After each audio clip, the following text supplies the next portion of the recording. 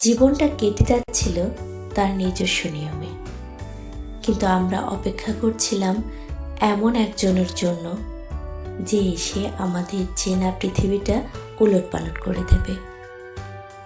অপেক্ষাটা ছিল দীর্ঘ, প্রার্থনায় মাখা। তারপর এলো সেই কাঙ্ক্ষিত জুলাইয়ের দিনটি।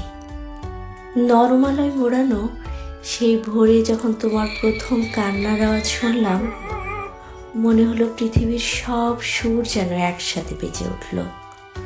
প্রথমবার যখন তোমাকে বুকে জড়িয়ে ধরলাম, আমাদের চোখ দিয়ে জল গড়িয়ে পড়ছিল।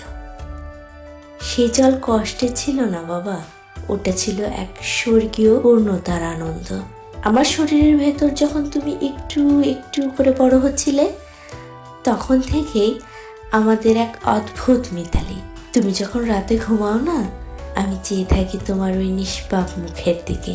তোমার কপালে আলতো করে চুমু খেয়ে আমার সারাদিনের সব ক্লান্তি নিমিষেই হারিয়ে যায়।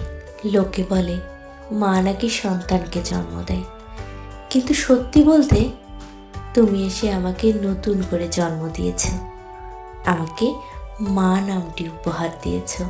তুমি আমার আঁচল ধরে যখন একটু একটু করে তাকাও, আমার মনে হয় দুনিয়ার সবচেয়ে ভাগ্যবতী নারী আমি।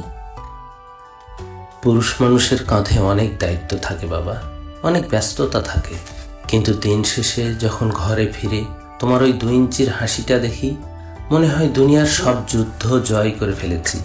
তোমার ওই ছোট্ট নরম হাতটা যখন আমার শক্ত আঙ্গুলটা শক্ত করে আঁকড়ে ধরে, আমার বুকটা গর্বে ভরে ওঠে।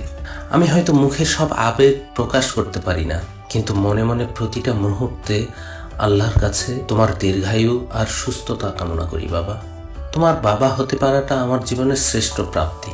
তুমি শুধু আমাদের নও, তুমি যে এই বংশের প্রথম প্রদীপ। আমাদের বাবা মায়ের কোল যখন শূন্য হয়ে আসছিল বার্ধক্যের নিয়মে, তুমি এসে সেখানে নতুন বসন্ত নিয়ে এলে। দাদার সেই গম্ভীর মুখটাই এখন সারাদিন শুধু তোমার জন্য চওড়া হাসি লেগে থাকে। আর দাদির আঁচল, সে তো তোমার সবচেয়ে নিরাপদ দুর্গ। ওদের ভাঙা শরীরে তুমি এনে দিয়েছ নতুন করে বাঁচার এক অদ্ভুত জীবনী শক্তি। আর তোমার চাচা, তার তো আনন্দের সীমাই নেই। জীবনের প্রথম ভাতিজা বলে কথা। সে যেমন তোমার অভিভাবক, তেমনি বড় হওয়ার পথে তোমার প্রথম বন্ধু। চাচার কাঁধে চড়ে যখন তুমি সারা বাড়ি মাথায় তোলো, তখন আমাদের মনে হয় ভালোবাসায় ঘেরা এই পরিবারটির চেয়ে সুন্দর আর কিছু হতে পারে না। নানা আর নানির বাড়ির প্রথম নাতি তুমি। তোমার একটুখানি হাসির জন্য তারা দূর থেকে ছটপট করে আর নিজের সবটুকু উজাড় করে তোমাকে আদর দেয়। তুমি ওদের কাছে শুধু একটা শিশু নও, তুমি ওদের হারানো শৈশব, ওদের জীবনের শ্রেষ্ঠ আনন্দ। এই একটা বছর আমাদের চোখের সামনে দিয়ে যেন বাতাসের মতো উড়ে গেল। তোমার প্রথম উপর হওয়া, প্রথম নিজে নিজে বসার চেষ্টা, তোমার হামাগুড়ি দেওয়া, উঠে দাঁড়ানো, প্রতিটা মুহূর্ত আমাদের হৃদয়ে ফ্রেমবন্দি হয়ে আছে।